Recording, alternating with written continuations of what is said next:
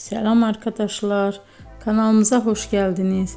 Bugün yine sizler için sevilen oyuncularımız Can Yaman ve Demet Özdemir'den güzel sempatik fotolar hazırladık. Demet Özdemir Sana Bir Sır Vereceğim, Kurt Seyit Şura, Çilek Kokusu, Erkenci Kuş dizisinde rol almış, herkes tarafından çok beğenilmişti.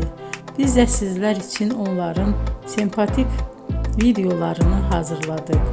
Bu muhteşem videoların devam etmesini istiyorsanız bol bol yorum yazıp ve bildirimi her zaman açık bırakın ki videolarımız ilk önce siz görün.